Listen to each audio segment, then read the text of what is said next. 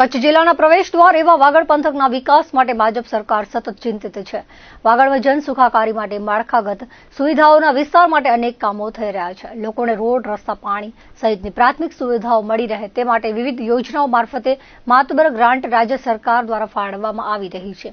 વાગડની વિકાસ યાત્રાને વણથંભી રાખવાની પ્રતિબદ્ધતા લાકડિયા ખાતે 17 કરોડ 21 લાખના માતબર ખર્ચે વિવિધ વિકાસ કામોના ખાતમુહૂર્ત પ્રસંગે રાપરના ધારાસભ્ય વિરેન્દ્રસિંહ જાડેજાએ વ્યક્ત કરી હતી.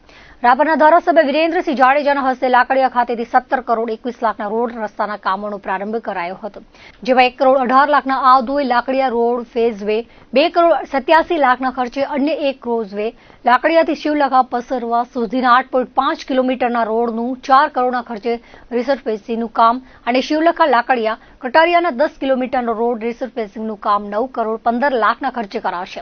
લાકડિયા ધામ ખાતે ધારાસભ્યના હસ્તે ખાતમુહૂર્ત વિધિ કરાઈ હતી. રાપર વિધાનસભા ભાજપ પરિવાર દ્વારા આયોજિત સમારોહમાં ધારાસભ્ય વિરેન્દ્રસિંહ જાડેજા સહિત ઉપસ્થિત ગણમાન્ય અતિથિઓનું પ્રસંગોચિત સન્માન કરાયો હતો. ભચાઉ તાલુકા અને શહેર ભાજપના હોદ્દેદારો, કાર્યકરો, આસપાસના ગામના સરપંચો, સભ્યો, સહકારી ક્ષેત્રના આગેવાનો, મોરચા બૂથ સમિતિના હોદ્દેદારો, શક્તિ કેન્દ્રોના પ્રમુખો, પેજ પ્રમુખો, સક્રિય કાર્યકરો અને વાગડવાસીઓ મોટી સંખ્યામાં હાજર રહ્યા હતા.